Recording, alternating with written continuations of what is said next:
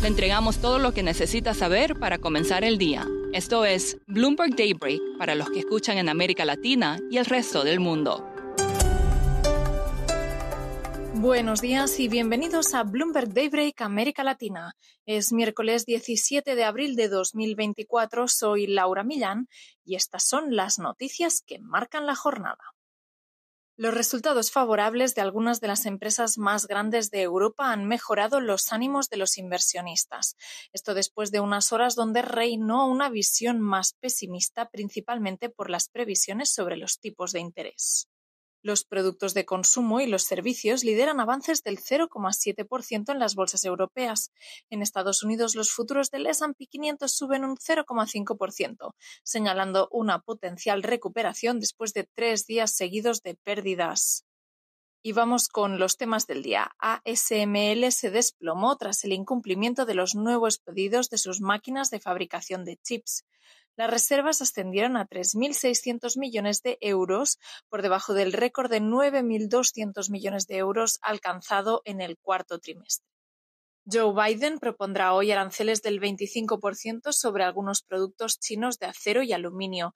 Estados Unidos también inició una investigación formal sobre la industria naval china. En petróleo, las reservas de crudo estadounidenses aumentaron en más de 4 millones de barriles la semana pasada. Si se confirman estos datos, las existencias alcanzarían su nivel más alto en 10 meses. Se reanuda, por lo tanto, la reducción del precio de la gasolina. Y la cultura de seguridad de Boeing se somete hoy al escrutinio público en 2 comparecencias distintas en el Senado, en las que se analizarán las demandas de un denunciante sobre las deficiencias de la compañía en esta materia. Y pasamos a América Latina. Hablamos de minería y comenzamos por Antofagasta. La compañía chilena produjo 129.400 toneladas de cobre en el primer trimestre. Esto es una cantidad por debajo de lo estimado. A su vez, la producción de mineral de hierro de Vale en el primer trimestre superó las previsiones con 70,8 millones de toneladas. Citigroup redujo la exposición a las monedas latinoamericanas a neutral y cerró la infraponderación en el peso chileno, así como la sobreponderación en el peso colombiano y mexicano, ya que la aversión al riesgo reduce el apetito por los activos de los mercados emergentes. Según señalaron analistas de la entidad, el bajo desempeño del mercado cambiario latinoamericano ha sido palpable en estas últimas sesiones. Y siguen en la región las repercusiones por la decisión de Daniel Noboa, el presidente de Ecuador, de invadir la Embajada de México. Ayer se supo que Venezuela había cortado relaciones con Ecuador en solidaridad con México. Sin embargo, estas malas relaciones de México con distintos países en Sudamérica ponen la luz sobre cómo ha sido la política exterior del presidente de México, Andrés Manuel López Obrador, en los últimos años. Juan Pablo Spineto, columnista para América Latina en Bloomberg Opinion, escribió sobre esto y nos explica más. Obviamente lo que pasó hace unos días en Quito con esta invasión a la Embajada de México nos ha dado una nueva oportunidad para discutir, ¿no?, el estado de la política internacional de América Latina, de las relaciones entre los países en América Latina, y a primera vista hay 2 interpretaciones de lo que pasó. Obviamente lo que hizo el gobierno de Ecuador estuvo mal, eso es una violación al derecho internacional, no se puede invadir una embajada así. Alguna gente argumenta también que esto se derivó de que AMLO estaba abusando de la condición de asilo, y creo que algo de razón hay atrás de eso. Pero el argumento principal de mi columna es ver lo que ha pasado en estos casi 6 años de mandato de AMLO. Y lo que vimos es que, en mi opinión, a México se perdió una gran oportunidad para tener más influencia en la región.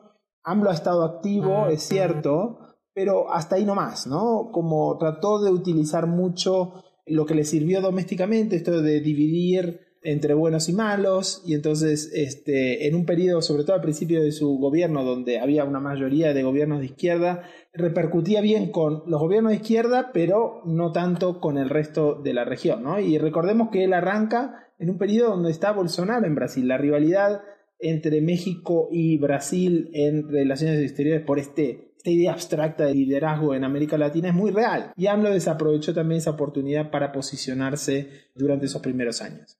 Juan Pablo, en tu opinión, ¿cómo podría haber sido distinta la política exterior de AMLO?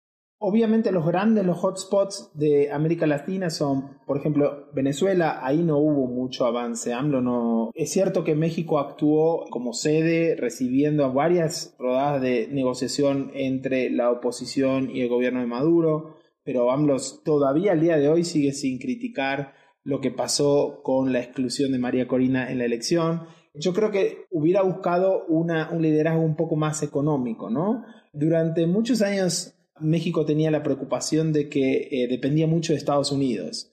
Y lo interesante del caso es que si uno mira las exportaciones de México a Sudamérica, cayeron casi 17% durante el mandato de AMLO. Quizá algo tenga que ver con el peso muy fuerte, pero la realidad es que no hubo un avance comercial de inversiones muy significativos en la región. AMLO no ha viajado por la región, ¿no? Es un presidente que desde ya no le gusta viajar. Hasta los 52 años había viajado fuera del país solo una vez a Estados Unidos y hasta en algún momento de su vida decía simpáticamente que no tenía pasaporte, ¿no? Entonces, al no viajar, al no conocer, yo creo que eso ha sido un error, al no interesarse. En realidad lo que muestra es que un liderazgo que no estaba muy interesado en realidad en crear grandes relaciones de trabajo con los países, sino más bien una cuestión de cómo él ve la política. Buenos y malos, mis amigos contra mis enemigos, esta cosa de que yo represento al pueblo y lo otro es la élite que está contra mí, ¿no? Y entonces al llevarlo al terreno de la política internacional, eso creo que ha sido algo dañino y el resultado es que 3 embajadores mexicanos han sido expulsados durante el mandato de AMLO, ¿no? Los embajadores de Bolivia, de Perú y de Ecuador. Y entonces, para un país con una tradición tan importante en la diplomacia como México, eso es un resultado negativo.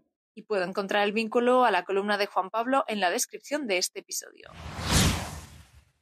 Terminamos con la sorprendente victoria de BMW en el sector de los vehículos eléctricos, que empezó con un error inicial. En 2008 las ventas del estrafalario i3 fueron escasas y frenaron las ambiciones eléctricas del fabricante, pero en los últimos años la compañía ha conseguido que los vehículos eléctricos sean indistinguibles de sus hermanos con motor de combustión y esto ha impulsado a BMW por delante de sus rivales alemanes.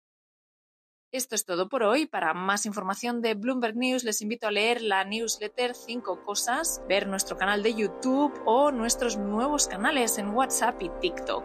Los vínculos están en la descripción del episodio. Soy Laura Millán. Muchas gracias por escucharnos. Para conocer todas las noticias que necesita para comenzar el día, revise Daybreak en la app Bloomberg Professional, donde puede personalizar las noticias que desee recibir. También puede suscribirse a la versión solo audio en Spotify, Apple Podcasts o la plataforma de su preferencia. Eso es todo por hoy. Escuche de lunes a viernes Bloomberg Daybreak.